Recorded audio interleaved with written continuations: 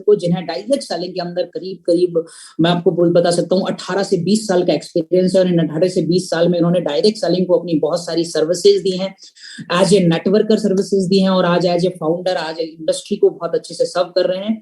और आज बहुत सारी बातचीत हम उनसे करने वाले हैं आप लोगों के माध्यम से। आप लोगों के जितने भी क्वेश्चंस हैं वो सभी मैंने लिए हैं पर्सनली, जो भी क्वेश्चंस मुझे लगे थे उन सारे क्वेश्चंस को मैंने पर्सनली लिया है, और वो सारे क्वेश्चंस मैं आज सर से करने वाला हूं। तो सबसे पहले सर को हम इनवाइट करना चाहेंगे, तो आप सब लोगों की जबरदस्त डिजिटल अप्रोच के बीच में मैं इनवाइट करना चाहूंगा फाउंडर ऑफ दार्जुक 9 मिस्टर जितेंद्र डागर सर को। एक जबरदस्त डिजिटल अप्रोच आप यहाँ पे सर के लिए कर सकते हैं, जितने भी लोग हैं, क्योंकि मैं हमेशा बोलता हूँ एक लीडर वही होते हैं जो लीडर्स की रेस्पेक्ट करते हैं, और यहाँ रेस्पेक्ट होनी बहुत जरूरी है। सो अगेन स्वागत है सर आपका आज के हमारे इस प्रोग्राम के अंदर।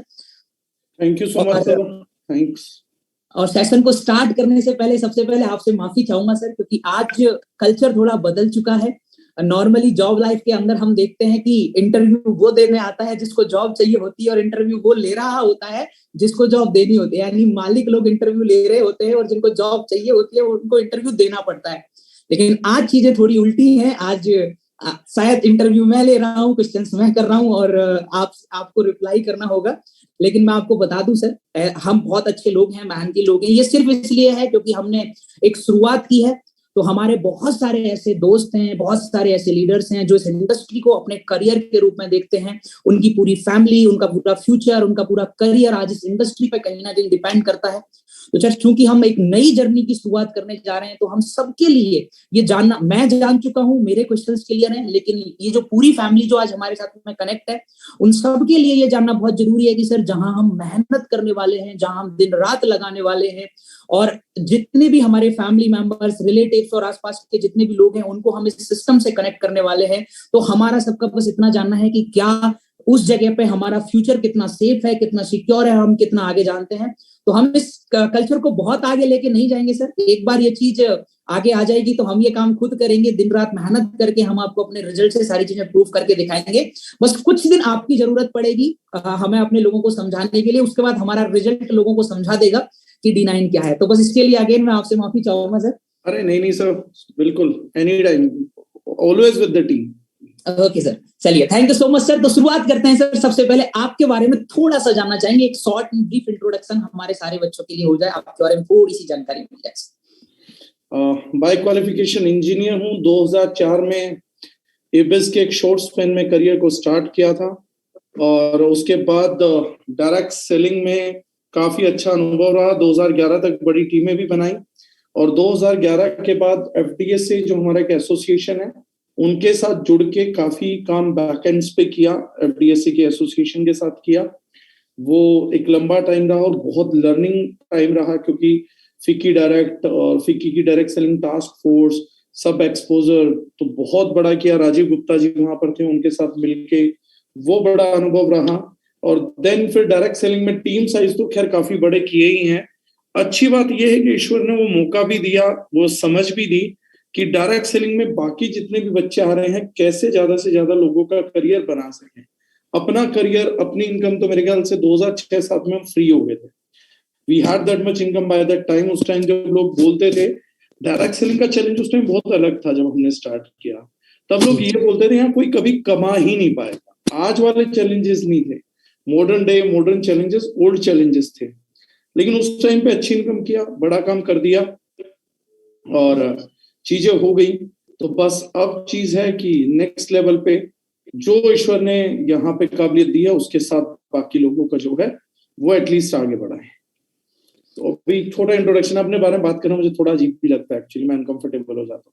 चलिए कोई बात नहीं सर, आपने एक बहुत बड़ी बात बोली कि आपने 2007-2010 तक वो सारी चीजें, अच्छी इनकम, सारी चीजें कर ली।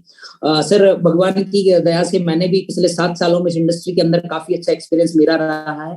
लेकिन सर हमारे जितने भी यहाँ पे दोस्त हैं उन सबके लिए ये जानना बड़ा जरूरी, क्योंकि हम सब वो कहानियां ही सुनते हैं कि एक टाइम पर डायरेक्ट सेलिंग के अंदर ऐसा ऐसा हुआ करता था, ऐसी ऐसी चीजें, इतने इतने लोग। तो हमें जब वो सुनने को मिलता है और हमारे बच्चे देखते हैं सर यहाँ तो 2 लोग नहीं जुड़ते, 4 लोगों की टीम नहीं बनती, और लोग बताते हैं लाखों लाखों लोग, ये सारी चीजें, ये सब चीजें हैं सर। बस ये आपसे जानना चाहते हैं कि आज इस इंडस्ट्री को 25 साल हो गया है इंडिया के अंदर, और एक बहुत बड़ा क्वेश्चन जो आता है कि अगर इतना सब कुछ हुआ, लोगों ने इतनी अच्छी इनकम भी अर्न की, लोगों ने इतने अच्छे घर गाड़ी हर चीज को खरीदा, तो फिर क्यों आज ये डायरेक्ट सेलिंग इंडस्ट्री आज इंडिया के अंदर इतना बड़ा नहीं कर पाई? मैं ये नहीं जानना चाहता सर कि मुझे भी पता है कि नहीं हो पाया, बट आप क्या समझते हैं? कुछ फैक्ट्स, कुछ ऐसी चीजों पे आप जरूर मुझे बताना चाहें, ताकि हम यूथ हैं, हम उन चीजों पे काम कर सके कि क्यों हम इतना बड़ा नहीं कर पाए। एंड साथ में एक और चीज ऐड करूंगा सर कि D9, क्योंकि सर नहीं कर पाए उस पर मैं ज्यादा नहीं जानना चाहूंगा, D9 उसमें अपना विजन क्या रखती है? क्या D9 इस इंडस्ट्री में आगे बढ़ने का मादा रखती है, और किस लेवल तक जा सकते हैं हम D9 के साथ में,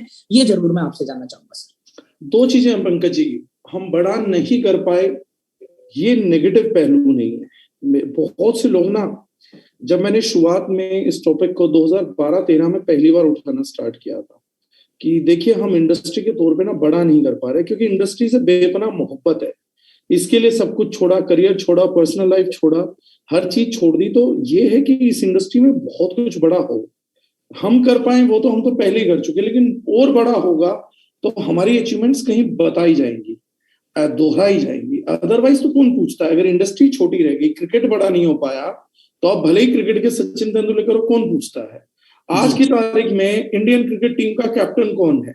ये बच्चे बहुत बता देंगे। इंडियन फुटबॉल टीम का कैप्टन कौन है? नहीं बता पाएंगे। The reason behind that is game बड़ा नहीं है, खेल बड़ा नहीं है। खिलाड़ी बड़े होने से कुछ नहीं होता। अगर बड़े खेल का बड़ा खिलाड़ी है तो चीज बड़ी है, लेकिन अगर छोटे खेल का बड़े खिलाड़ी बन भी जाओ तो उसका कोई बेनिफिट नहीं होने वाला। तो हमने अनएक्सेप्शनल अचीवमेंट्स बहुत छोटे पने में करी, all thanks to the people who guided us, mentor us. जो माँ बाप ने संस्कार दिए, मेहनत करा, जज्बा था, प्रूव किया, तो वो तो बहुत अच्छा हुआ। तो बहुत लोग सोचते हैं कि शायद मैं जब बोलता हूँ डायरेक्ट सेलिंग ने बड़ा टर्नओवर नहीं किया, मैं नेगेटिव बोलता हूँ। मैं नेगेटिव नहीं बोलता, मैं वही नेगेटिव थिंकर हूं जिसकी वजह से पैराशूट इवेंट हुआ, कि इन्वेंट हुआ था कि बॉस अगर जहाज गिर गया तो क्या होगा? तो किसी ने कहा जहाज गिर गया, जान तब भी बचनी चाहिए, पैराशूट बना दीजिए। एक पॉजिटिव थॉट प्रोसेस के साथ हमें चीजों को एनालाइज करना चाहिए। अब कोई बोले तो नेगेटिव बोल रहा है, प्लेन गिर गया, तो प्लेन गिर भी सकता है, उस हालत में भी लोगों को बचाना पड़ेगा। एलन मस्क आज मार्स जाने की बात कर रहे हैं तो वो एक नेगेटिव थॉट से ही आ रहा है कि कल को इस ग्रह पे कुछ भी हुआ तो हमारे पास सेकंड प्लैनेट होना चाहिए कोलोनाइजेशन के लिए। तो ये जो टर्नओवर कम हुआ, ये चिंता का विषय नहीं है। चिंता का विषय ये है कि अगर ये कांस्टेंट कम रहता है तो इस चीज से कोई परेशानी नहीं है कि पीछे डायरेक्ट सेलिंग ने कितना परफॉर्म किया, कितना नहीं किया, आप कल तक कितना बेहतर कर रहे थे, आप पिछली कंपनी में अच्छा कर पाए या नहीं कर पाए, पिछली कंपनी, इन सब चीजों से कोई मतलब नहीं है। सबसे बड़ा सवाल ये है आगे क्या होने वाला है, और अगर आप बोल रहे हो कि आगे कुछ बड़ा होने वाला है तो वो कैसे होने वाला है? पीछे वाले को एनालाइज करो ना, बड़ा क्यों नहीं हो पाया। काम तो हुआ। देखिए 10 crore direct sellers totally in time Spain में हम लोगों ने कनेक्ट किए। मेरी चिंता थोड़ी सी अलग है, उसको समझने की कोशिश करिएगा।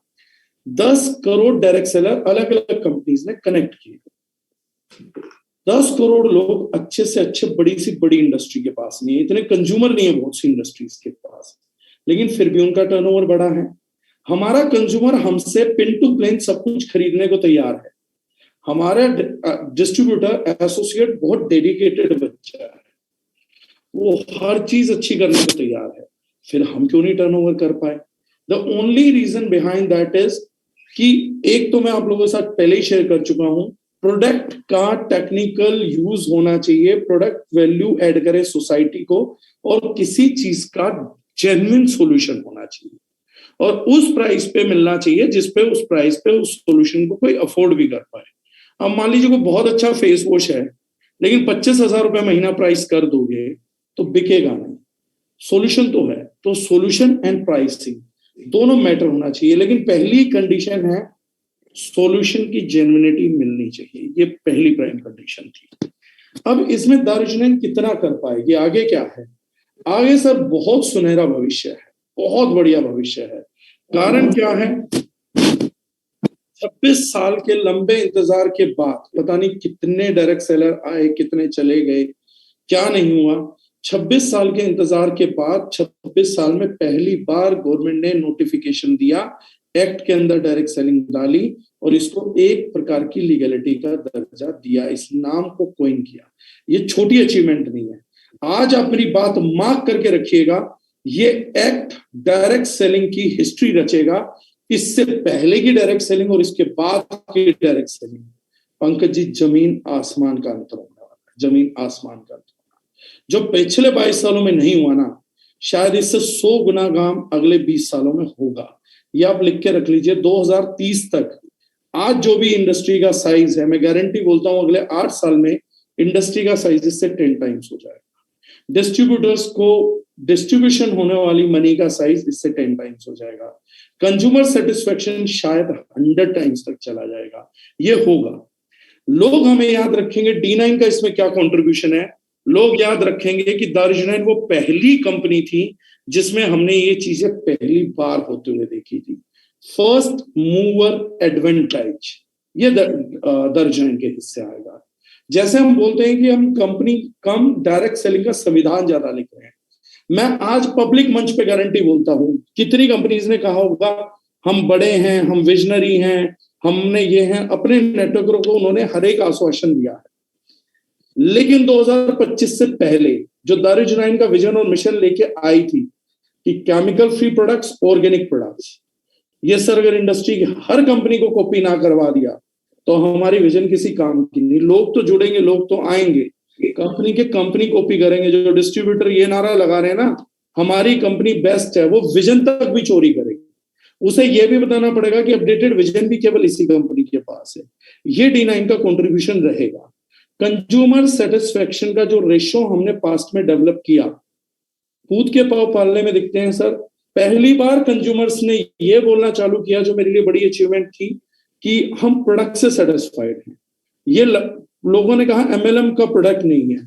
और एक फनी बात बताता हूं सर, मुझे अपनी कंपनी की नेगेटिविटी मिली कुछ पैरेलल नेटवर्कर से, होती ही है, मतलब उस पे तो अब तो जवाब भी नहीं है, बस हंसी आती है थोड़ी सी, उससे ज्यादा कुछ कर भी नहीं पाते हो। तो उन्होंने मेरे कंपनी की नेगेटिविटी बताई, मतलब मुझे बहुत अच्छा लगा वो नेगेटिविटी सुन के। तो उन्होंने कहा कि सवाल करते हैं मेरे से, मतलब मैं सवाल सुन के आप कहोगे कि उनका कॉन्फिडेंस क्या है हमारी कंपनी को लेके। वो बोलते हैं सर, जब आप इतने ही अच्छे प्रोडक्ट लेकर आए हो तो ट्रेडिशनल मार्केट क्यों नहीं, डायरेक्ट सेलिंग ही क्यों? ये वो जवाब पूछते हैं कि अगर इतने ही अच्छे प्रोडक्ट है, इतने बढ़िया प्रोडक्ट हैं, तो डायरेक्ट सेलिंग क्यों? तो मैंने एक से पूछ लिया, मैंने कहा अगर मेरे प्रोडक्ट वाकई में इतने ही अच्छे हैं तो एक बात बता, डायरेक्ट सेलिंग क्यों नहीं? तुम्हारी कंपनी ने बस तुम्हें यही समझाया क्या कि MLM है तो भाई प्रोडक्ट घटिया ही होना चाहिए। ये एक कंपनी बढ़िया प्रोडक्ट लेके क्यों आ गई है, इसको बढ़िया प्रोडक्ट बेचना है तो ये ट्रेडिशनल में जाके बेचे, हमारे बीच में क्यों आ गई है, हम तो कभी से घटिया बेचते थे तो ये बढ़िया क्यों बेच रहा है? तो मैंने कहा आपकी कंपनी ने ऐसा संविधान कॉन्स्टिट्यूशन में लिखा हुआ है क्या कि अगर कोई कंपनी अच्छा प्रोडक्ट लेके आएगी तो बेटा वो डायरेक्ट सेलिंग में आ ही नहीं सकती, इसलिए सवाल पूछ रहा है। तो बोला सर दूसरा, आपके प्रोडक्ट जो है वो कॉस्टली है। मैंने कहा वो तो मेरे हैं। तो मैंने बोला बेटा 5 प्रोडक्ट का प्राइस बताइए मेरे यहाँ के का। तो उसे एक भी प्रोडक्ट का प्राइस नहीं पता, आज ही हुआ ये ऑफिस के अंदर। तो मैंने कहा तुझे मेरे किसी प्रोडक्ट का प्राइस नहीं पता, लेकिन ये पता है कि मेरे प्रोडक्ट महंगे हैं। तो बोला सर केमिकल फ्री ऑर्गेनिक बेच रहे हो तो महंगे ही होंगे। तो मैंने कहा बेटा इसी कारण से सब कुछ चल रहा है कि सारी दुनिया को ये तो पता है कि दारुल जेन्युइन प्रोडक्ट बेच रही है, ऑर्गेनिक बेच रही है। तो आपके लीडरों को बच्चे ये भी नहीं बताना पा रहे हैं कि कंपटीशन क्या करो, तो वो तुम्हें यही बता देते हैं कि अच्छा प्रोडक्ट बेच रहे हैं, सबसे सुना अच्छा ही है, तो महंगा ही होगा। तो ये D9 का एक कॉन्ट्रीब्यूशन है सर, जो दूसरी इंडस्ट्रीज को इंस्पायर करेगी अपने प्रोडक्ट क्वालिटी सुधारने के लिए, कंज्यूमर को सुधारने के लिए। हम टॉर्च बियरर बनेंगे। और अगर हम टॉर्च बियरर हैं तो मैं वो घटिया कमेंट, शुद्ध कमेंट नहीं करना चाहूंगा कि जब इंडस्ट्री का साइज 10 गुना होगा तो उसमें से हमारा साइज क्या होगा। मैं बस इन आंकड़ों के आधार पर बता रहा हूं कि टॉर्च बियरर दारुल बनने जा रही है। रीजन बीइंग, थोड़े दिनों में दिखा दूंगा, मोटिवेशन के बजाय लोग एजुकेशन इंग्रेडिएंट्स की बात करेंगे। कुछ समय और ठहरिए, भी हम लोग साथ शुरुआत किया है, साल भर का समय मेरे ख्याल से हमारी एसोसिएशन को और लगेगा। हम आपस में जुड़ के ये समझा देंगे कि 1 महीने के 1 साल के बाद जो आप लोगों की टीम ने नारा दिया, मैं भी केमिकल फ्री, आपका ये नारा एमएलएम कंपनी भी कॉपी पेस्ट करेंगे, अब हम भी केमिकल फ्री। लीडर तो छोड़ दीजिए, नेटवर्कर तो छोड़ दीजिए, people will, companies will gonna follow, मैं भी केमिकल फ्री, अब हम भी chemical free. The time will come. So this would be the contribution of D9 in direct selling. Companies को ठीक करने का रास्ता भी D9 दिखाएगी। लिख के दे रहा हूँ सर, गारंटी करके दे रहा हूँ।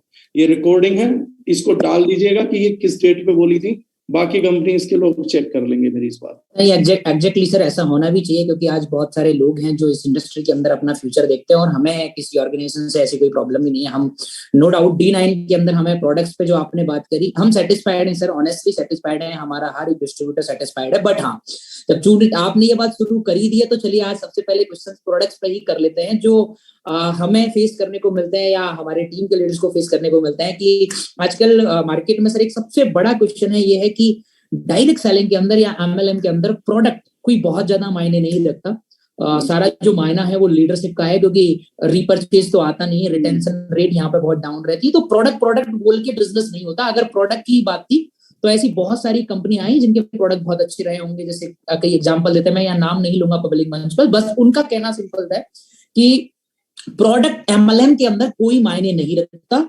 यहाँ लोग ड्रीम्स के लिए काम करते हैं, यहाँ लोग लीडरशिप के लिए काम करते हैं। इसमें आपकी क्या राय है कि प्रोडक्ट सच में कितनी इंपॉर्टेंस रखता है इन डायरेक्ट सेलिंग? मैं आपसे पूछना चाहता हूँ। नहीं सर, मैं इन लोगों से अभी तक के 2022 तक के MLM सफर में मैं 100% एग्रीड हूँ बोलकर जी। लेकिन अभी देखिए मेरे एग्रीमेंट के ना कुछ रिजल्ट्स आएंगे, वो बताइएगा। आज मार्केट में यही लोग जो बोल रहे हैं प्रोडक्ट कुछ मैटर नहीं करता है, इन्हीं लोगों की भाषा में आपसे पूछना चाहता हूं, क्योंकि आपकी संगत है तो सुनते हैं। ये लोग क्या बोलते हैं, मार्केट पॉजिटिव है इस टाइम MLM को लेके कि नेगेटिव है? अभी तो नेगेटिव बताते हैं। तो इसमें प्रोडक्ट का तो कोई रोल है नहीं, लीडरशिप का रोल है। आज तक MLM लीडरशिप के दम पे हुई है, तो क्या इस नेगेटिविटी का क्रेडिट लेने के लिए लीडरशिप तैयार है? क्या ये लीडरशिप कहती है कि ये नेगेटिविटी हमारी वजह से आई है, क्योंकि प्रोडक्ट का तो कोई लेना देना नहीं है, ये मार्केट हमने अपने दम पर नेगेटिव की है? Is that so? अगर ये है, अगर सच में बात है, तो हाँ, वो लीडर इस चीज की जिम्मेदारी ले कि मार्केट की करंट स्थिति के जिम्मेदार यही लीडरशिप है, पहली चीज। और ये 100% सत्य भी है। दूसरी चीज, चलिए मैं ये भी मान लेता हूं प्रोडक्ट का कोई लेना देना नहीं है, लीडरशिप का लेना देना है, मैं इसी बात को स्वीकार कर लेता हूं सर। अब मेरे कुछ एक और छोटे छोटे सवाल हैं या दिमाग के फिलोसफी हैं, उसकी मेरे को बात करनी है। अगर प्रोडक्ट का कुछ लेना देना नहीं है, हालांकि मैं पहले एक स्टेटमेंट दे रहा हूं, D9 का कॉम्पनसेशन प्लान मैथमेटिकली कोई भी मेरे साथ टेबल पे बैठ ले, इंडियन सबकॉन्टिनेंट के हिसाब से one of the best plan. I am not claiming best, number one of the best plan है। मतलब किसी से कम तो है नहीं, किसी से ऊपर होने का दावा मैं नहीं करता हूँ, किसी से कम नहीं है। उसके बावजूद मैं कहता हूँ D9 का प्लान कुछ है ही नहीं, हटा देते हैं। वो बेवकूफ पता नहीं किस तरीके की बातों को सोचते हैं कि एक कंपनी बढ़िया प्रोडक्ट दे रही होगी तो, अरे एक कंपनी बढ़िया प्रोडक्ट दे रही है, बढ़िया प्लान दे रही है, दोनों बढ़िया दे रही है, अब क्या बोलोगे? ऐसा थोड़ी ना है कि अगर D9 अच्छा प्रोडक्ट दे रही है तो ₹5 बांट रही है, डिस्ट्रीब्यूशन 5 कर रही है। कोई कंपनी 30-35% का डिस्ट्रीब्यूशन कर रही है, तो जायज प्रोडक्ट पे बहुत अच्छा, जायज प्राइस पे बहुत अच्छा प्रोडक्ट देके D9 पे 40% के आसपास का डिस्ट्रीब्यूशन कर रही है, तो उससे ऊपर ही कर रही है। बल्कि मैं तो कम ही बोल रहा हूँ, क्योंकि कम बोलना चाहिए। तो यहां तो हम जीत रहे हैं, पर मैं आज इसकी बात ही नहीं करूंगा, मैं इसके रिवर्स बात करना चाहता हूँ। मैं ये मानता हूं कि हमारे को प्लान के लिए नकार दीजिए, मैं ये बोलता हूँ D9 को का प्रोडक्ट एक्सेप्ट कर लीजिए। बस ये मानिए कि प्रोडक्ट अच्छा है, और हम बेवकूफ लोग हैं, D9 वाले बेवकूफ है, हमें कुछ अक्ल ही नहीं है कि MLM में प्रोडक्ट मायने नहीं रखता। हो गई बेवकूफी, समझ नहीं है हमारे अंदर, चलो कर लिया। तो एक डील फिक्स करते हैं सर, इन लोगों को बोलो जो भी काम करने के लिए बढ़िया मंच है, दिल से काम करने के लिए, ये उस कंपनी को एक्सेप्ट कर ले, वहां पर ये खूब काम करे, पैसे के लिए काम करे। D9 में पैसे के लिए ना काम करे, लेकिन प्रोडक्ट हमारा अच्छा है, और ये खुद बता रहे हमारी कंपनी को प्रोडक्ट से कोई मतलब है नहीं, इन्होंने खुद बोल दिया। मुझे बहुत मतलब है, क्योंकि मैं एक बेवकूफ कंपनी चला रहा हूं, हमारी कंपनी को प्रोडक्ट से बहुत मतलब है। तो अगर हमारी कंपनी को प्रोडक्ट से मतलब है, तो ये लोग प्रोडक्ट हमसे ले ले, कमाई वहां से कर लें, और यही काम अपनी डाउनलाइन को कर दें। ये बोले देखो काम करना है तो XYZ कंपनी में करो, यहाँ पे काम करो पैसे के लिए, प्रोडक्ट दारुजनाइन के ले लो क्योंकि प्रोडक्ट अच्छे हैं। वैसे भी आप प्रोडक्ट के लिए तो अपनी कंपनी कर भी नहीं रहे हो, अच्छा प्रोडक्ट तो आप कहीं से भी ले सकते हो, तो दारुजनाइन से ले लो। तो एक दिन सर वहां पे सारा नेटवर्क होगा, फिर ये लोग मेरे से ये लड़ते हैं कि ऐसा कैसे करा देंगे। अगर मैं खुद भी अपना प्रोडक्ट D9 से लूंगा अच्छा, और सारी कंपनियों का प्रोडक्ट जो है वो सारा कुछ D9 से ही ले लेंगे, तो फिर मुझे धंधा कहां से आएगा, मुझे पैसा कहां से आएगा। तो अगर पैसा नहीं आएगा तो फिर खुद ही मान रहे हो कि पैसा आप प्रोडक्ट की मूवमेंट से कमा रहे हो, और अगर प्रोडक्ट की मूवमेंट से पैसा कमा रहे हैं तो प्रोडक्ट की मूवमेंट से पैसा कमा रहे हैं तो ऐसा प्रोडक्ट चुनो ना जो बार बार मूव करे, ऐसा प्रोडक्ट चुनो ना जो खाली डिस्ट्रीब्यूटर ना ले, कंज्यूमर भी ले। अगर एक ऐसा प्रोडक्ट है जो 5% डिस्ट्रीब्यूटर ले रहे हो, कंज्यूमर कोई नहीं ले रहा, तो भाई साहब कमाओगे भी तो केवल 5% डिस्ट्रीब्यूटर से ही ना। लेकिन अगर ऐसा प्रोडक्ट है जो 100% डिस्ट्रीब्यूटर ले रहा है और उसके आगे 500% कंज्यूमर ले रहा है, तो इनकम तो प्रोडक्ट से ही बढ़ रही है। और ये बेवकूफ बोलते हैं प्रोडक्ट में कुछ रखा ही नहीं है, प्रोडक्ट का कोई लेना देना ही नहीं है।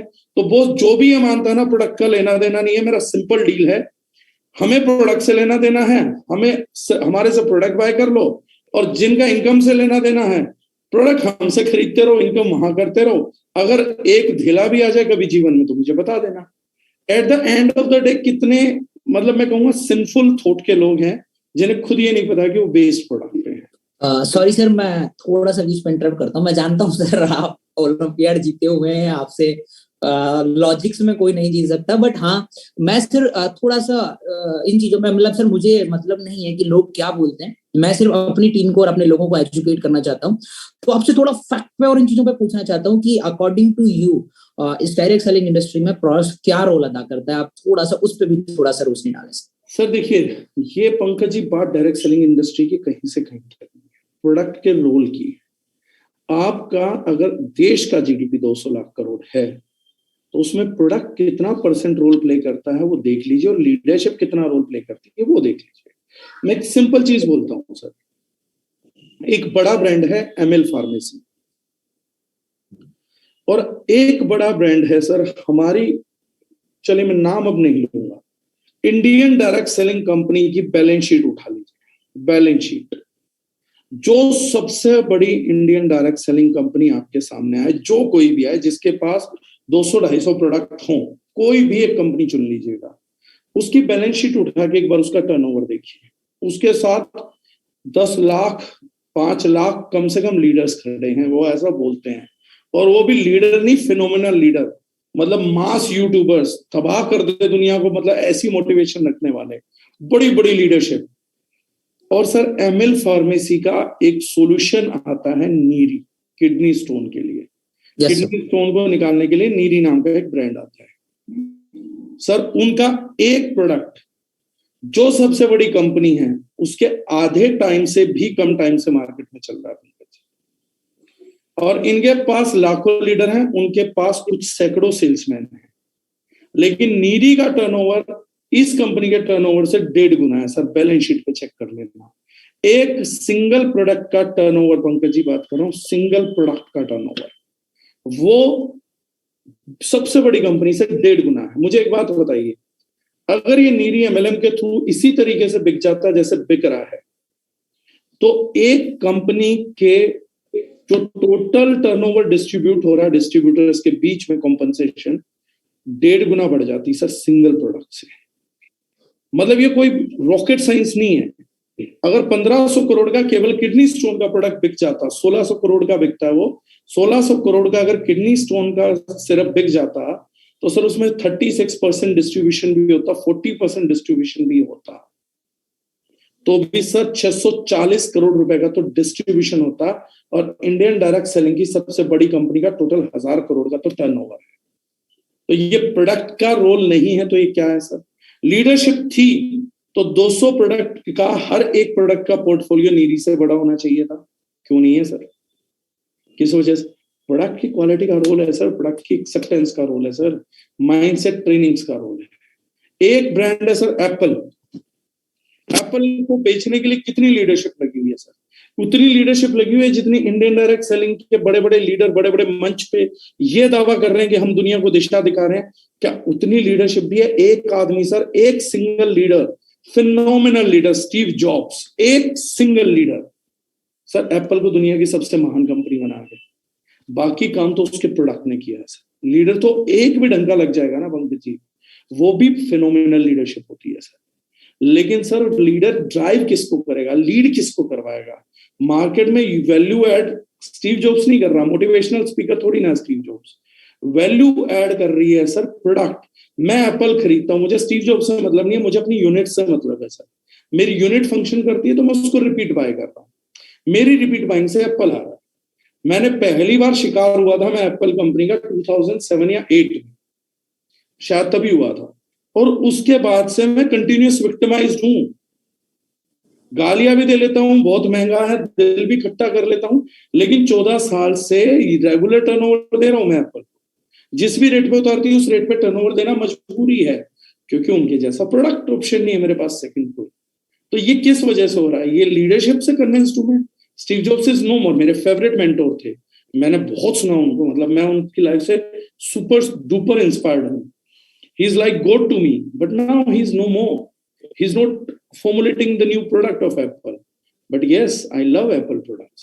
तो मेरा टर्नओवर कौन दे रहा सर? एप्पल को बड़ा कौन कर रहा है? Their product. ओडी को बड़ा कौन कर रही है सर? उनकी कार या उनका वाइस प्रेसिडेंट या उनका प्रेसिडेंट। नो डाउट प्रेसिडेंट की भूमिका है, मना नहीं कर सकते हो, लेकिन बड़ा तो उसकी कार कर रही है ना sir. You know Audi because of their car, you know BMW because of their car, not because of their mentorship. You know Google because of Google maps, not because of Sundar Pichai.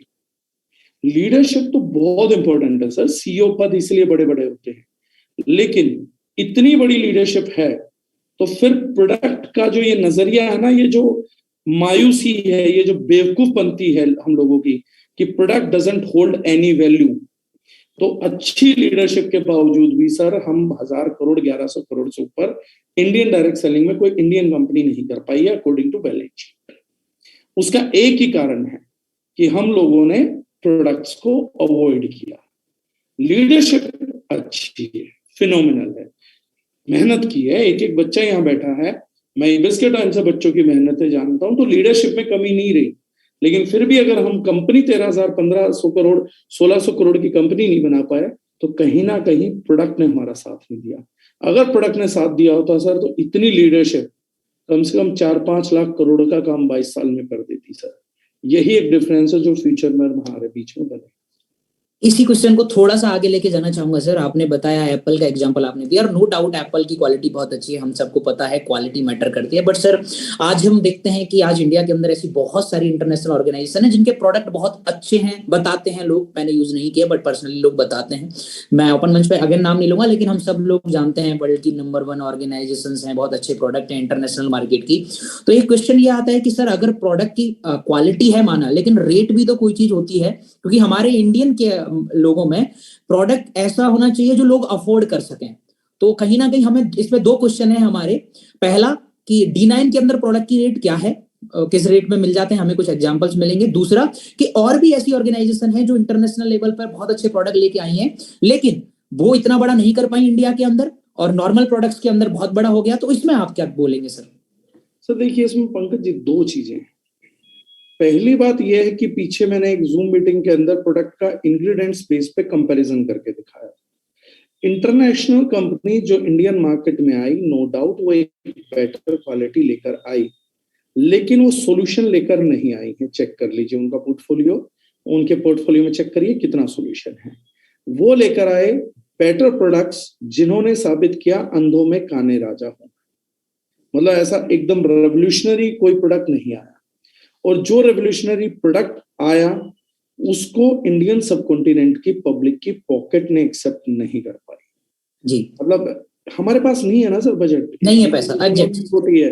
Yes sir. हमारे को reasonability भी बहुत जरूरी है sir. बिल्कुल। आज हम DP पे 130 रुपए का फेस वॉश बेचते हैं सर, और मार्केट का जो हाईएस्ट सेलिंग ट्रेडिशनल प्रोडक्ट है वो भी 130 रुपए पे ही प्राइस था पीछे, अब तो 142 है।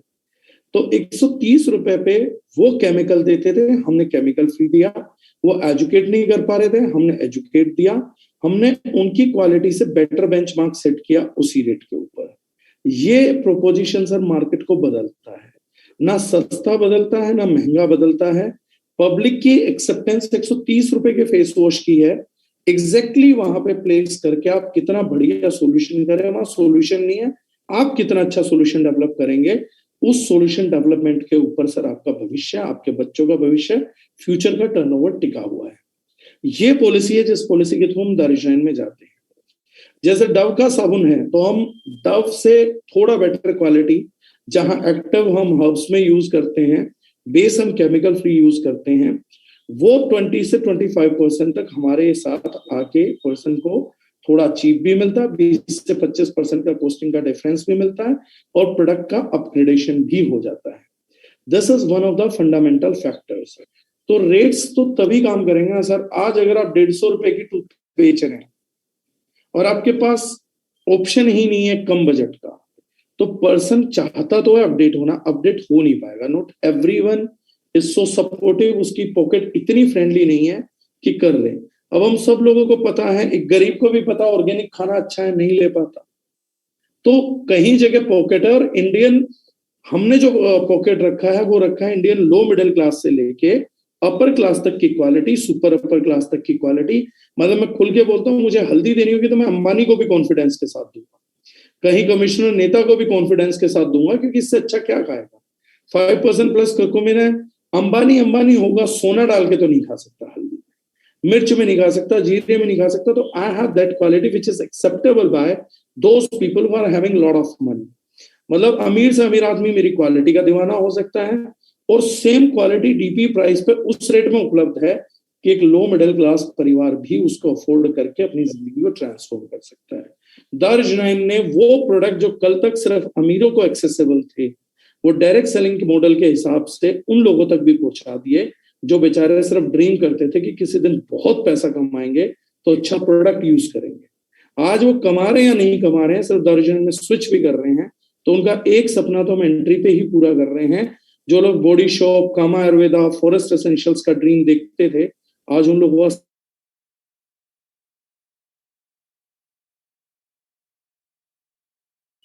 तो ये एक बड़ा फिनोमिनल डिफरेंस है सर जो क्रिएट कर रहे हैं।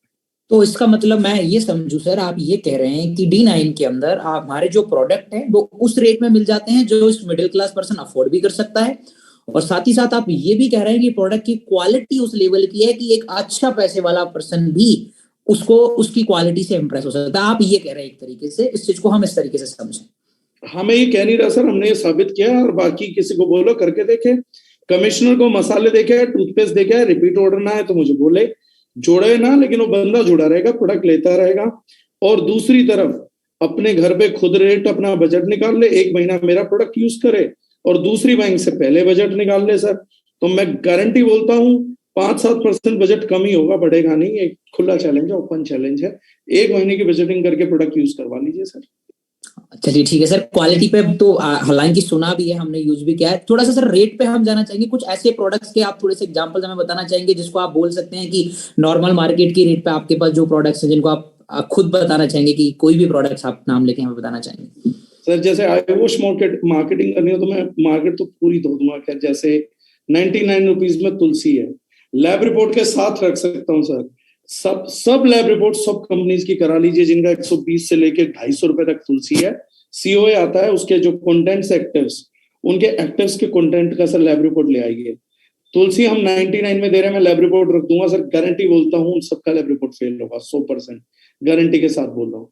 5% कुर्कुमिन का टर्मरिक पाउडर कहीं से भी ले आइए, कहीं से भी, जहां से आपको अच्छा लगे, उससे हमारा रेट आधा तो कंफर्म बोल रहा हूं। अगर लैब रिपोर्ट यूएसडी ऑर्गेनिक आएगा तो हमारा आधा कंफर्म होगा। देन आपका पीछे था मार्केट में कफ सिरप, 66 रुपीज का कफ सिरप, मतलब ट्रेडिशनल मार्केट का रेट भी 99 से 100 था। वहीं हमारे पास 250 रुपए का कफ सिरप भी था। अगर किसी को ये देखना हो कफ सिरप होता क्या है तो सेजन सीज का देख ले, और ये देखना हो कि ट्रेडिशनल मार्केट से बेहतर मिलना है तो उससे 33% कम प्राइस पे हमने दिया। 120 रुपए का लीवर सिरप, लीवर आने वाले टाइम का अंधा मार्केट है, उसमें 120 रुपीज में 200 ml syrup, that with 100% efficacy, कि आप 2 बोतल पिला दीजिए और रिपोर्ट करा लीजिए, लैब रिपोर्ट करा लीजिए। तो ये प्रोडक्ट है। 40 रुपए में केमिकल फ्री सोप, 130 रुपए का फेस वॉश, 200 रुपए का केमिकल फ्री स्क्रब, 150 रुपए का शेविंग जेल 100 ग्राम। चेक कराइए sir market. Charcoal peel of face mask जो क्वालिटी हम दे रहे हैं 199 में, वो एंटी ब्लेमिश क्रीम 199 में। ये सब चीजें चेक कराइए। 250 रुपए का किडनी का सिरप, 600 रुपए, 550, 600 रुपए का नीरी है जो सबसे बड़ा है। हमारा 250-300 रुपए का सिरप है सर। प्रोडक्ट को पैरेलल करके कॉपी कर लीजिए, बेटर नीरी है कि बेटर सीज का स्टोन फ्लैश सिरप है। तो ये चीजें कंपेयर कर लीजिए सर। ये तो अनगिनत है, मैं पता नहीं कितनी चेक कर सकता हूँ, कितनी बता सकता हूँ। ठीक है सर। तो एक और क्वेश्चन सर मेरे यहाँ पे आता है कि सर देखिए, अपने बेर कोई खट्टे नहीं बताता, बोले माली अपने बेर कभी खट्टे नहीं बताता। तो ऑब्वियस सी बात है, जिससे भी मिलते हैं उनके अकॉर्डिंग उनका प्रोडक्ट बेहतर होता है, आपका भी बेहतर है, हमारा जहाँ पे भी जाते हैं वहां पे बेहतर है। तो मतलब हम ये कैसे जज करेंगे, हम ये कैसे पता करेंगे कि आपका प्रोडक्ट सच में अच्छा है? बताता तो हर कोई अच्छा है, सब बताएंगे सर। आप वाली बात है, माली अपने बेर खट्टे क्यों बताएगा? चख के देखो। दूसरी बात, इंग्रेडिएंट्स है, पढ़ के देखो। पढ़ा लिखा है क्यों माँ बाप ने? तो पढ़ा लिखा के देखो, एक बार इंग्रेडिएंट्स पढ़िए, इंग्रेडिएंट्स टू इंग्रेडिएंट्स कंपेयर करिए। मैं तो ये बोल रहा हूँ, वो अच्छे हो या ना हो, मैं अच्छा हूं या ना हूं, हम सच्चे जरूर हैं दोनों। मैं भी सच्चा हूं, बाकी भी सच्चे हैं। तो इन दोनों को सच्चाई देखने के लिए दोनों का प्रोडक्ट उठा लीजिए, दोनों के इंग्रेडिएंट्स कंपेयर करिए, फिर सच्चाई जो है अच्छा कौन है वो खुद बताएगी। मैं क्यों अपने मुंह से तारीफ करूं? जब प्रोडक्ट टेस्ट होगा, जब बेर खाए जाएंगे तो दुनिया बोलेगी ना सबसे मीठे बेर दारूजनाइन के बाग के थे। तो बोलने से क्या होगा? कोई ऐसा सोना तो बेच नहीं रहे कि एक आदमी दिल पे पत्थर रख के चेक करेगा कि कभी मैं चेक करने जाऊंगा दारूजनाइन के प्रोडक्ट को बर्बाद ही तो नहीं हो जाऊंगा, कभी 2-4-5 लाख रुपए की चेपी तो नहीं चिप जाएगी। अरे 1000-2000 में तकरीबन 20-30 प्रोडक्ट चेक हो जाएंगे।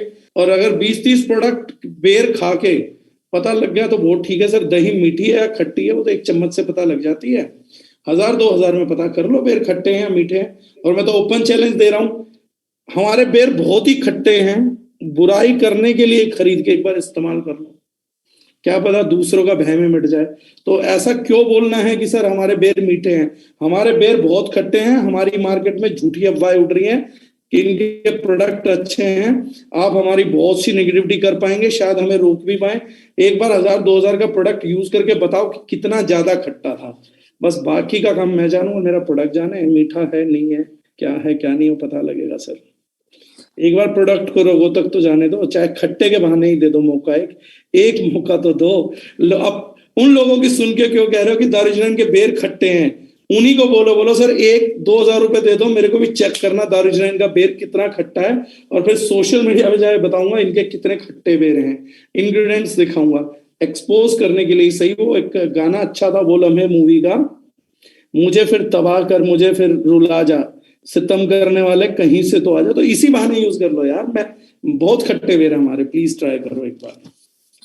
चलिए ठीक है सर। नहीं, इंग्रेडिएंट्स सर हमने भी चेक किए हैं और नो डाउट प्रोडक्ट्स बहुत ही अच्छे हैं। हमने हमारी सारी टीम ने यूज किए हैं। और बट सर अगेन एक क्वेश्चन यहाँ पे आता है कि सर देखिए, आप नए हैं मार्केट में, आपको अपने आप को स्टेबलिश करना है, आपको अपने आप को ब्रांड बनाना है। हो सकता है आज आप क्वालिटी दे रहे हैं, कल जब आप बहुत बड़े बन जाएं, कल जब आपकी मार्केट में हर जगह आपका ऑर्गेनाइजेशन पहुंच जाए, उस टाइम पे आप इन प्रोडक्ट की यही क्वालिटी रखेंगे? इस बात की क्या गारंटी है कि आप इनकी क्वालिटी में गिरावट नहीं करेंगे? दो चीजें हैं पंकज जी, मेरे को यहाँ ये सवाल भी बड़ा अच्छा लगता है। मैं ना एक शख्स का बहुत दीवाना था, वो रहे नहीं, उनका नाम था स्वर्गवासी कादर खान जी। मैं उनका बहुत दीवाना था, वो कहानियां बहुत अच्छी लिखते थे। फिर मैं नेटवर्क मार्केटिंग में आ गया सर, फिर मेरे आदर्श नए आ गए, मैं उनसे भी बेटर कहानियां लिखने वालों से और सुनाने वालों से मिला सर। तो मुझे पता लगा कि एक्चुअली बहुत से लोगों ने मेले में अपना जो वो है करियर वो खराब कर दिया। अगर ये मुंबई जाके कहानियां करते ना तो बहुत सुंदर और बहुत शानदार कहानियां लिखते। तो ये जो सवाल है सर मेरा, इसमें मैं किसी सवाल से परहेज नहीं करता। अब मेरी नीयत खराब है, मैं उस बात को भी नहीं बोलता, नीयत है खराब 100% है। बस सवाल एक है, ये बड़े की कुछ परिभाषा मैथमेटिकली कर दो। मतलब ये मेरे ऊपर से सवाल कब हट जाएगा, क्योंकि मैं तो ये है कि 10,000 करोड़ की कंपनी बन के भी छोटा ही हूँ, मेरा टारगेट थोड़ा बड़ा है। तो लोग कहेंगे अभी तो सर 10,000 करोड़ की कंपनी है, यहाँ तक पहुंचने तक तो क्वालिटी ठीक रखी, आप लेकिन बात करते हो लाख करोड़ की, 1.5 लाख करोड़ की एमएलएम में, 50,000 करोड़ की तो बहुत बार करी है। तो ऐसा तो नहीं है 50,000 करोड़ के बाद क्वालिटी गिरा दोगे। तो एक बेंचमार्क मैथमेटिकल ले लेते हैं सर, उस दिन तक का इंतजार करते हैं, उससे डबल टर्नओवर करेंगे, फिर इस सवाल को श्रद्धांजलि दे देंगे। उस दिन तक क्वालिटी नहीं गिरेगी, ये मेरी गारंटी है सर। आगे सर मैं आपको यही बोलूंगा, मुझे पता है आपने IITs निकाले, ओलंपियाड निकाले, हमारे जो लोग हैं वो बड़ा ही नॉर्मल सा आपसे जानना चाह रहे हैं कि सर मैथमेटिकल फिगर तो पंकज जी बड़ा कब बोलोगे। अब हम 4 साल हो गए हमारे को, 4 साल से हमारी क्वालिटी की तारीफ कंटिन्यूअस हो रही है। ठीक है, टर्नओवर भी हो गया सर, करोड़ों में भी हो गया, हजारों के टर्नओवर से स्टार्ट करके करोड़ों के टर्नओवर पे भी है, और पिछले 1.5-2 साल से तो लगातार हर महीने करोड़ों का टर्नओवर कर ही रहे हैं। तो मतलब मुझे खुद नहीं पता लगता कि इस सवाल का मैं जवाब तो दूं, लेकिन वो मैं बड़ा कब हो जाऊंगा। तो जब मैं बड़ा हो जाऊंगा सर, तब तक की गारंटी तो मैं खुल के ले सकता हूँ। बाकी हमने मार्केट को क्वालिटी का कॉन्सेप्ट खुद ही दिया है, तो हम बैकआउट करने की सोच भी नहीं सकते हैं। ये कंपनी हर लाइव मीटिंग में मेरी, हर सेमिनार में एक ही वजह से खड़ी है, we repeatedly saying this thing कि हम क्वालिटी कॉन्शियस है, क्वालिटी कॉन्शियस है। ऊपर से हमारी सर्टिफिकेशन की बाध्यता बहुत गंदी है। मेरे पास सर्टिफिकेशन है क्वालिटी कंट्रोल का, यूएसडी ऑर्गेनिक, इको सर्ट। तो टोटल इको सर्ट और यूएसडी ऑर्गेनिक पूरी इंडस्ट्री में मेरे अलावा किसी ने लिया ही नहीं सर। आज भी ट्रेडिशनल में मिलेगा आपको, ये देखिए ट्रेडिशनल में आपको यूएसडी ऑर्गेनिक मिलेगा, डायरेक्ट सेलिंग में एक भी कंपनी के पास नहीं। क्यों? बाध्यता करनी नहीं चाहते, एग्रीमेंट करना नहीं चाहते, गर्दन देना नहीं चाहते हैं स्ट्रॉन्ग क्वालिटी कंट्रोल को। हमने दी है सर, 4 साल से मेंटेन किया है। आज एक बात बताइए, मैं 10 साल आपको यूएसडी ऑर्गेनिक सर्टिफाइड स्पाइसेस दे रहा हूं, 11वें साल में कहूंगा नहीं सर अब हम यूएसडी ऑर्गेनिक नहीं बेचेंगे, अब तो हम देसी बेचेंगे बिल्कुल। अब वो सर्टिफिकेट तो सर पब्लिक में मारेगी मुझे सर, पकड़ पकड़ के पीटेगी। तो ये होने नहीं वाला सर। और जब तक ये सर्टिफिकेशन है, यूएसडीए ऑर्गेनिक है या यूएसएफडीए है हमारे पास, या इको सर्ट है या टीयूवी सुड है, जब तक ये सर्टिफिकेशन है ना सर, हम चाहें भी तो क्वालिटी कम नहीं कर सकते हैं। चाहें भी तो, वैसे तो हम चाहेंगे नहीं, पर चाह के भी कम नहीं कर सकते हैं। ठीक है सर, एक और क्वेश्चन फिर मेरा यहाँ पे ये आ जाता है कि ठीक है सर, आपके प्रोडक्ट नो डाउट बहुत अच्छे हैं और हम मान रहे हैं, आप बहुत, आज दुनिया मान रही है और आने वाले समय में हर कोई मानेगा, इस बात की तो मैं भी गारंटी दे रहा हूँ। बट हाँ, अगेन आप, मेरा क्वेश्चन ये है कि सर ऐसा तो नहीं है कि प्रोडक्ट सिर्फ आप ही ला सकते हैं। अगर यही प्रोडक्ट कोई और ऑर्गेनाइजेशन भी ले आई तो फिर आपके D9 के अंदर ऐसा क्या यूनिकनेस रह जाता है, क्या डिफरेंस रह जाता है? क्योंकि हमारे बच्चे अपने साथ अपना यहाँ पर करियर लेके आए हैं, सारी चीजें हैं, सेम प्रोडक्ट हम कोई और ऑर्गेनाइजेशन ले आती है, देन D9 में क्या खास बात रहती है सर? चलो, पहली बात तो यही है सर कि कोई और ले नहीं आती है, कोई और लाएंगी, कोई और भी नहीं, सभी लाएंगी। मैंने कहा सभी चिल्लाएंगी, हम भी हैं केमिकल। मैं तो खुल के बोल रहा हूँ ये बात। मतलब लोग तो बोल रहे हैं कुछ और ले आए, तो कुछ और नहीं लाएंगे, सब लाएंगे, A to Z लाएंगे, लाना ही पड़ेगा, मजबूरी कर देंगे हम इनकी। ठीक है, अब आते हैं सर सेकंड क्वेश्चन पे। सबसे पहला टच स्क्रीन फोन कौन लेकर आया Pankaj ji? Samsung, Apple. Okay. उसके बाद कितनी कंपनियां टच स्क्रीन फोन ले आई सर? बहुत सारी लेके आई। कितनी एप्पल बन गई सर उसमें से? नहीं, एप्पल तो एप्पल ही है सर। Good sir. सबसे पहले टूथपेस्ट कौन लेके आया सर? कॉलगेट। उसके बाद कितनी कंपनियां ले आई सर? बहुत लेके आई। कितनी कोलगेट बन गई सर? एमबीए में कॉन्सेप्ट है सर, फर्स्ट मूवर एडवांटेज। जब भी किसी ब्रांड की, किसी थीम की, किसी विजन की कॉपी होती है ना, तो उसका ओरिजिनल प्रोडक्ट की सेल बढ़ती है। लोगों ने पहले दातुन एक्सेप्ट किया था, फिर टूथपेस्ट आया, कुछ लोगों ने टूथपेस्ट एक्सेप्ट किया, उसके बाद बाकी छोटी कंपनी टूथपेस्ट बेचने लग गई, दातुन हट गई, पेस्ट बिकने लग गई, और जब पेस्ट बिकी ना तो ब्रांड लीडर तो कोलगेट ही रहा सर। सेम बात आज गारंटी है, केमिकल फ्री का लीडर तो दारुजनाइन ही रहेगा, और हम किसी को आगे आने भी नहीं देंगे। प्लस हमारी R&D, प्लस हमारी रॉ मटेरियल की सोर्सिंग, प्लस हमारी बुद्धि, वो अभी हमारे वाली बुद्धि को कॉपी करेंगे। खुद के पास तो केमिकल फ्री ना नीयत है ना बुद्धि है, अभी तो कॉपी हमारे को करेंगे। तो उन्हें क्या लग रहा है, जब तक वो हमारे को कॉपी करेंगे, हम घर पे बैठे इंतजार कर रहे हैं कि कॉपी कर ले, हम कंपटीशन करेंगे। We are growing on every day basis. We are doing R&D of new products. We are filing patents for many new products.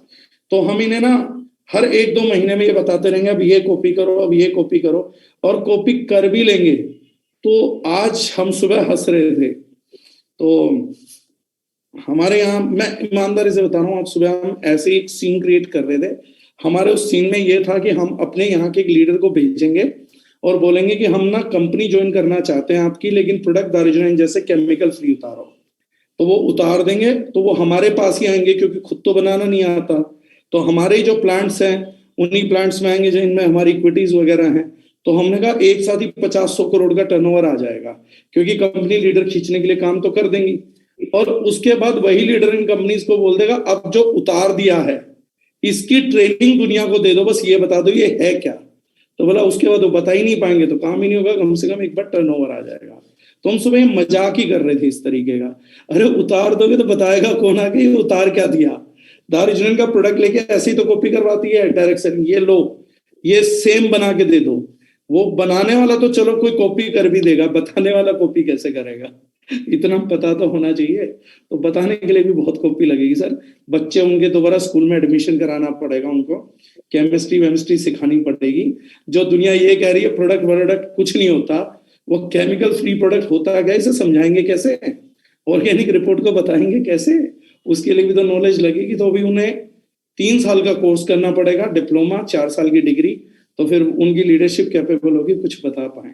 तो भी नहीं सर, फिर तो हम आपसे यही रिक्वेस्ट करेंगे सर, हमारे थ्रू ही चलने दो। हम लोग मेहनती लोग हैं, हम सबके घर बनते हैं यहाँ से, तो हम लोग ही मेहनत करके लोगों तक पहुंचा देंगे, ज्यादा मेहनत कर लेंगे। ये हम तो सुबह जोक सीन क्रिएट कर रहे थे कि पूरी इंडस्ट्री में अगर हम प्रोडक्ट ले भी आए ना तो कोई ये नहीं बता सकता वो लेकर क्या आए हैं। वो मैं कल ट्रेनिंग पे मजाक कर रहा था, हुकातू क्या होता है, तो हुकातू किसी को पता नहीं। तो केमिकल फ्री प्रोडक्ट्स की ट्रेनिंग अभी एमएलएम के लिए हुकातू है, पता नहीं है क्या है जो दारुजनाइन ने उतारा। अभी तो बेचारे दारुजनाइन को समझने की कोशिश कर रहे हैं, फिर कॉपी करेंगे, फिर बाकी भी चीजें कॉपी होंगी, तो बहुत सारा गणित है सर। अभी हसीन सपना उन लोगों के लिए, अभी कॉपी नहीं होता सर। चलिए बहुत अच्छी बात है सर। तो मतलब एक तरीके से आप हम लोगों को, हालांकि हम लोग काफी कॉन्फिडेंट हैं, बट हाँ फिर भी मतलब आपसे ये चीज हमें जानने मिला कि अगर मार्केट में ऐसा होता भी है तो एप्पल हम रहने वाले हैं या कॉलगेट हम रहने वाले हैं। मतलब हमारे जो जितने भी डिस्ट्रीब्यूटर यहाँ पे सुन रहे हैं, मतलब हम लोग पूरी तरीके से, अगर ऐसा होगा तो मार्केट में एक तरीके से हम लोग राज करेंगे, और डेफिनेटली ऐसा होना ही है। 100% 100%। चलिए ठीक है सर। तो एक और लास्ट क्वेश्चन प्रोडक्ट पे है, ज्यादा टाइम मैं नहीं लूंगा आपका, फिर 1-2 क्वेश्चंस मेरे इससे आगे भी आएंगे। सब समझ में आता है सर, आपने क्वालिटी भी बहुत अच्छी दे दी, इंग्रेडिएंट वाइज हमने चेक कर लिया, आपने ये भी कमिट कर दिया कि इन प्रोडक्ट की क्वालिटी में कोई गिरावट नहीं होगी, चलिए ये भी समझ में आता है। हमें ये भी समझ में आ गया कि ये उस रेट में हमें मिल रहा है जिस नॉर्मल रेट में जो मिडिल क्लास पर्सन इनको अफोर्ड कर सकता है, उस रेट में भी आपने दे दिए। तो मेरा आपसे अब ये क्वेश्चन है सर कि इतनी सारी चीजें आपने अगर कर दी, आपने रेट भी ठीक दे दी, आपने क्वालिटी भी दे दी, तो ऐसा क्यों होता है? जैसे हमें बताता है कि अगर एमएलएम का प्रोडक्ट है तो उसमें डिस्ट्रीब्यूशन भी होता है, लोगों के बीच में पैसा भी डिस्ट्रीब्यूट करना होता है, तो कहीं ना कहीं क्वालिटी तो डाउन करनी ही पड़ती है। तो ऐसा क्यों है? मतलब आपके यहाँ पे ये चैलेंज नहीं आएगा डिस्ट्रीब्यूशन का? सर ऐसा क्यों है कि आनंद फिल्म में हमें पता है कि राजेश खन्ना को कैंसर नहीं है और वो मर भी नहीं रहा, फिर भी रोना आता है, ऐसा क्यों है? ऐसा इसलिए है क्योंकि एक अच्छी कहानी कही जाती है और एक शानदार सीन को क्रिएट किया जाता है, जिसमें भोली भाली जनता यकीन कर लेती है कि बेचारे हमारे राजेश खन्ना मर गए, ये आनंद हमारी जिंदगी का कैरेक्टर था, और रोने लग जाते हैं। नहीं आता सर ये चैलेंज एमएलएम में कैसे आएगा? बिजनेस मॉडल बड़ा सरल है ट्रेडिशनल का। ट्रेडिशनल एक रिस्पेक्टेबल इंडस्ट्री है। मैं तो ईमानदारी से बता रहा हूँ, अब हिंसक रहा नहीं। ब्लड में तो मेरे में हिंसा है, लेकिन अब मैं हिंसक रहा नहीं। लेकिन मुझे वो बंदा मिल जाए ना जिसने ट्रेडिशनल वर्सेस डायरेक्ट सेलिंग लिखा था, तो मैं उसे जूतों से पीटूंगा। मतलब ये कैसे कर सकता है कोई? ट्रेडिशनल वर्सेस नहीं है, डिफरेंस है दोनों में, डिफरेंस बिटवीन बोथ। कहाँ डिफरेंस है? लेकिन वर्सेस नहीं है, हम लड़ाई थोड़ी ना लड़ रहे हैं, वो भी व्यापार कर रहे हैं, हम भी व्यापार कर रहे हैं। ऐसा बना दिया डायरेक्ट सेलिंग इंडस्ट्री के बच्चों को जैसे WWE चल रही है हमारी। पहले हम लड़े ट्रेडिशनल से, अब हम लड़ रहे हैं कंपनी वर्सेस कंपनी, फिर हम लड़ते हैं टीम वर्सेस टीम। हम लोगों को बिजनेसमैन ना बना के ना WWE के रेसलर बना दिया है। ऐसी कहानियां सुनाई हैं, पंचतंत्र की कहानियां फेल है, राज कॉमिक्स फेल है, उससे ज्यादा अच्छी कहानियां सुनाई है। ट्रेडिशनल मॉडल के अंदर जब प्रोडक्ट इनोवेट होता है, मैन्युफैक्चर होता है, तो पहली कॉस्ट जो ऐड होती है, जो सुप्रीम कॉस्ट ऐड होती है, दैट इज एडवर्टाइजमेंट। इस प्रोडक्ट तो सोल्यूशन है, प्रोड्यूस भी हो गया, जनता तक कैसे बताएं, तो एक बड़ा एडवर्टाइजमेंट कॉस्ट ऐड हो जाता है। फिर आती है उसकी सर्विसेज देने के लिए, लॉजिस्टिक्स को हैंडल करना, इन्वेंट्री को हैंडल करना, तो उसके लिए वो मार्जिन देते हैं C&F, wholesaler, retailer, distributor, retailer, then finally उनका प्रोडक्ट जो है वो मूव करता है। डायरेक्ट सेलिंग के अंदर सर मेरा C&F या शॉपी, इनका मार्जिन दोनों में से किसी एक के मार्जिन के बराबर एडजस्ट हो जाता है, 2 लेवल का इनकम एक में एडजस्ट हो जाता है। बाकी बचता है मार्जिन होलसेलर का, डिस्ट्रीब्यूटर का, रिटेलर का, इन 3 मेजर मार्जिन को भी मैं लूं किसी भी मॉडल के अंदर, तो लगभग उतने मार्जिन में मेरा डायरेक्ट सेलर मेरे लिए एडवर्टाइज भी कर देता है। तो एडवर्टाइज पे होने वाले 30 से 40% खर्चे में से मैं अगर 10 से 15% चैनल में और डिस्ट्रीब्यूशन के लिए बढ़ा दूं, यानी जो 20, 25, 30, 35% में बांट रहा था डिस्ट्रीब्यूशन में, ऑलरेडी बढ़ता है। ट्रेडिशनल में क्या हिंदुस्तान यूनिलीवर लिमिटेड नहीं बांटती है लास्ट चैनल तक 35%, वो भी बांटती है। तो डायरेक्ट सेलिंग कंपनी कौन सा मार्जिन ज्यादा दे रही है लोगों को? झूठ बोलती है कंपनी, वही 100 रुपए में से 35-36 डिस्ट्रीब्यूटर्स में बढ़ता है, वही ट्रेडिशनल के डिस्ट्रीब्यूटर्स में बढ़ रहा है। आप जाके चेक कर लीजिए लास्ट लेवल तक निकाल के टोटल मार्जिन क्या है, तो मार्जिन सेम है सर। वहां यहां मल्टी लेवल में बढ़ता है, वहां 2-3 लेवल में बढ़ता है, केवल इतना ही तो अंतर है। व्हाट अबाउट एडवर्टाइजमेंट कॉस्ट, जो आपके यहाँ का डिस्ट्रीब्यूटर, क्योंकि आप उससे पैसे नहीं ले रहे, उसके बदले वो आपको माउथ पब्लिसिटी के थ्रू पॉपुलर कर रहा है, उस कॉस्ट का आपने क्या किया, उस कॉस्ट से उल्टा और महंगा कर दिया। तो ये तो बेवकूफ बनाना हुआ कंज्यूमर को। हम इसलिए दे पा रहे हैं क्योंकि हमारे को एडवर्टाइजमेंट कॉस्ट बचती है, जिसका बेनिफिट हम अपने यूजर को पास ऑन कर रहे हैं कि वो साहब बेनिफिट कर रहे हो, मेरे को कॉस्ट बेयर नहीं करनी पड़ रही, मेरे को अपना उतना ही जेन्युइन मार्जिन चाहिए जितनी मेरी प्रॉफिट की रिक्वायरमेंट है, जितनी एक अच्छी ट्रेडिशनल कंपनी लेती है। आप बेवकूफ है, आपको बिजनेस नहीं आता, तो उसका मतलब ये नहीं है ना मैं काट के खा लूं। टाटा को, रतन टाटा जी को एक बार एक व्यक्ति ने कहा कि आप इतना अच्छा प्रोडक्ट क्यों बनाते हो और इतने अच्छे रेट पे क्यों देते हो, कंज्यूमर तो मूर्ख है। रिलायंस थोड़े टाइम में आपसे बड़ी कंपनी बन गई, और ये फिनोमिनल आंसर है सर, बिजनेस का बहुत बढ़िया जवाब है, जो मतलब सैल्यूटेबल आंसर है। जैसे स्टीव जॉब्स को मैं बहुत मानता हूँ, मैं टाटा ग्रुप को बहुत मानता हूँ अपनी लाइफ के अंदर। तो रतन टाटा जी को किसने कहा कि आपसे बात, मतलब जमीन से आया हुआ लड़का उठ के आपसे बड़ी कंपनी क्रिएट कर गया, आपको दुख नहीं होता? आप इंडस्ट्रियलिस्ट बने हुए हैं, हमें लगता है कि आप ना प्रॉफिट खोरी कम करते हो। Profit is the bottom line है बाकी लोगों के लिए, और service is the bottom line है टाटा के लिए। टाटा बोलता है मेरे बिजनेस, मेरे व्यवसाय की जड़ है service is the bottom line, और बाकी बिजनेसमैन एक ही बात बोलते हैं, profit is the bottom line, मुनाफा होना चाहिए। तो उन्होंने कहा आप ज्यादा मुनाफाखोरी नहीं करते, क्योंकि कंज्यूमर तो बेवकूफ है, कंज्यूमर को कुछ नहीं पता लगता। तो रतन टाटा जी का जो आंसर था ना सर, वो फिनोमिनल है। उन्होंने कहा बेवकूफ कंज्यूमर हैं, हम नहीं है। अगर कंज्यूमर बेवकूफ है तो ये मेरी जिम्मेदारी 10 गुना बढ़ा देता है कि मेरा कंज्यूमर बेवकूफ है, उसके बावजूद कोई उसको बेवकूफ ना बना पाए। मुझे ऐसा बिजनेस मॉडल तैयार करना पड़ेगा कि कंज्यूमर के साथ चीटिंग ना हो जाए। वहीं दूसरी तरफ ये लोग चाहते हैं कि कंज्यूमर बेवकूफ रहे, डिस्ट्रीब्यूटर एजुकेट ना हो, वो बिजनेस के फंडास को ना जान ले, वो सिर्फ कहानियां सुने, कहानियां कहानियां कहानियां, कहानियों के पीछे कहानियां, कहानियों के आगे कहानियां। इस तरीके से बिजनेस नहीं चलते सर। बिजनेस चलते हैं फैक्ट्स पे, फिगर्स पे, सच्चाई पे। बिजनेस चलता है किसी को दिशा दिखा के, दिशा भटका के नहीं।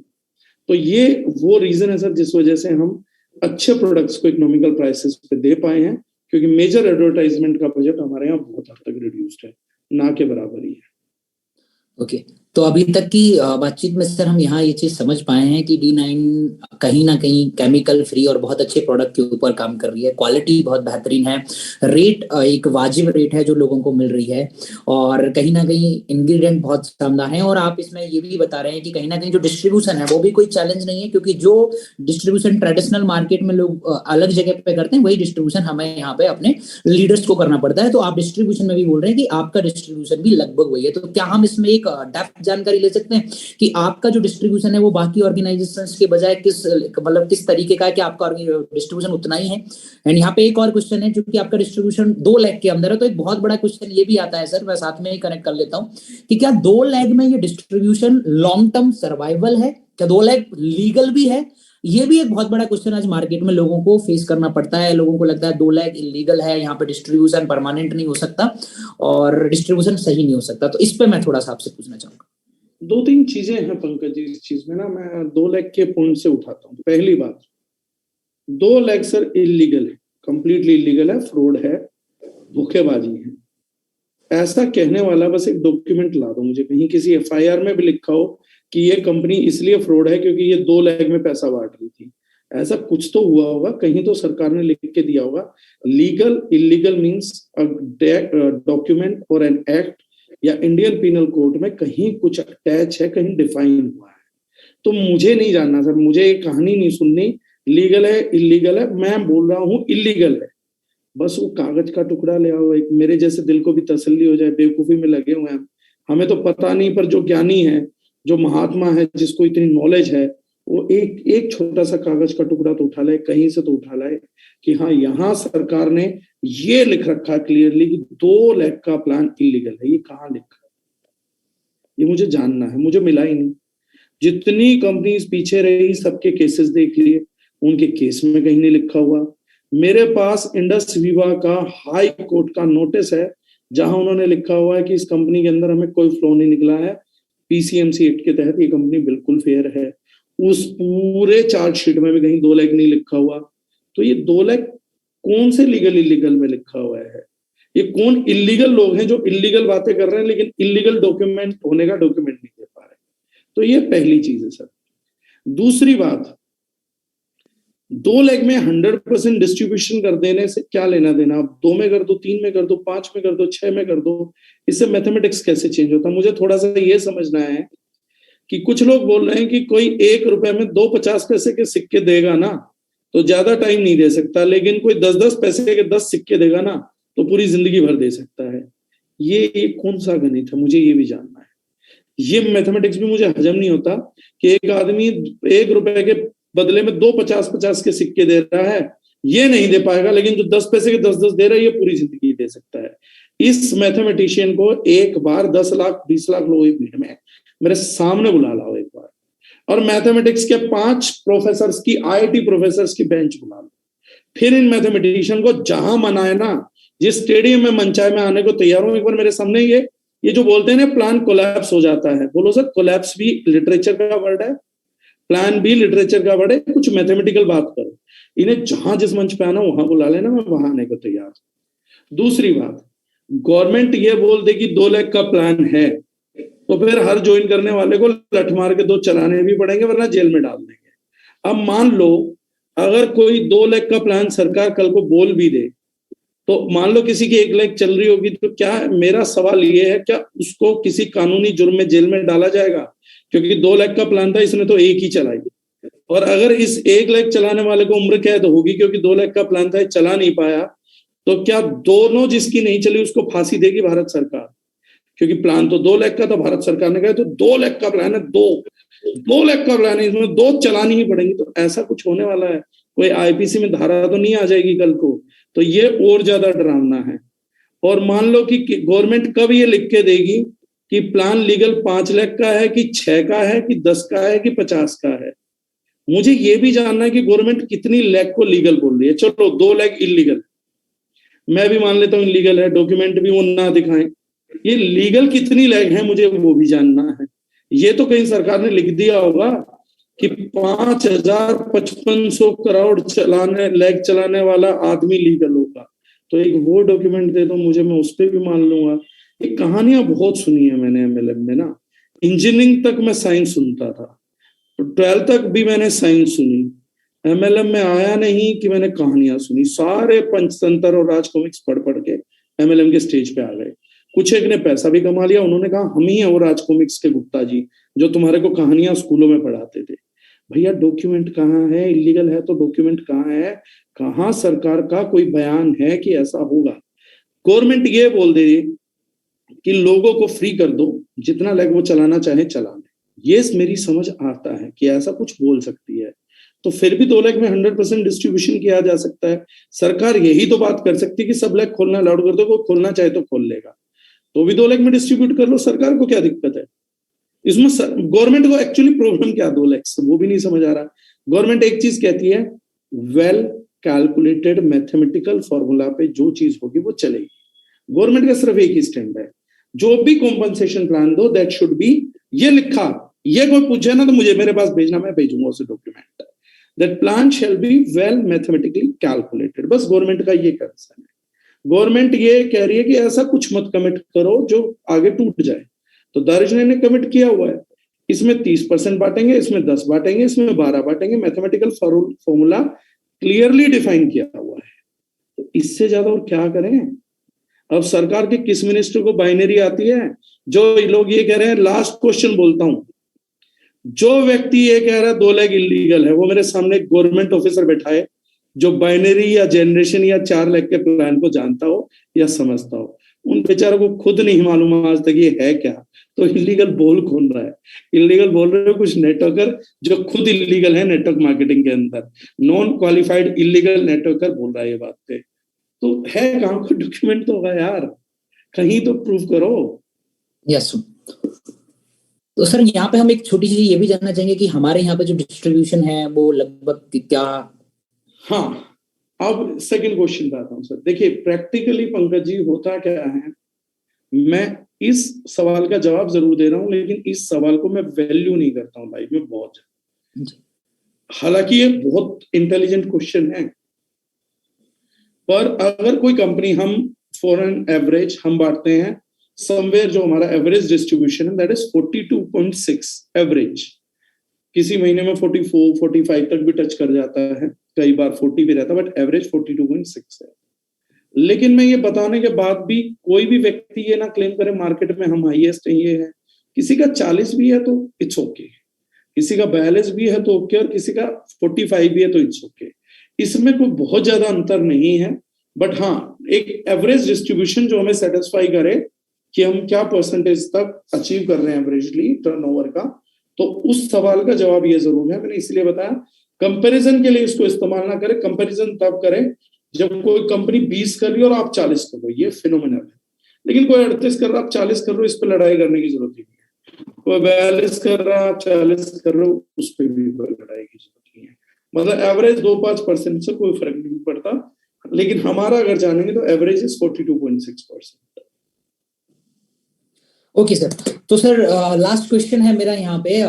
चूंकि जब हमने शुरू किया था तो हमारा एक बहुत बड़ा डर था सर्विसेज को लेके, एंड ऑनेस्टली सर्विसेज को लेके जो मैं आपको सच बताऊं, मेरा सबसे बड़ा डर था, हमारे को लीडर्स का सबसे बड़ा डर था।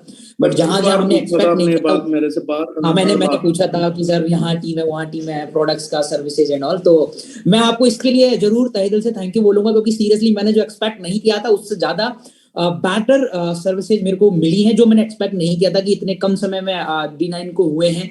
तो क्या मैंने तो एक्सपेक्ट भी नहीं किया था यहाँ तक प्रोडक्ट पहुंचेगा भी क्या, क्योंकि कई बार चैलेंज मैंने देखे थे, मैं नाम नहीं लूंगा, पिछली जगह पे भी देखे थे, बट हाँ मतलब मैंने वो जो वहां पे भी प्रोडक्ट जब पहुंचा तो मैं सोचा, मैंने कि यार सीरियसली यहाँ प्रोडक्ट पहुंच गया। मैंने चेक करवाया, बोला भाई कितने दिन लगे, मैंने अपने हर कोर लीडर से ये रिव्यू लिया कितने दिन लगे, तो उन्हें सर 3 दिन में आ गया।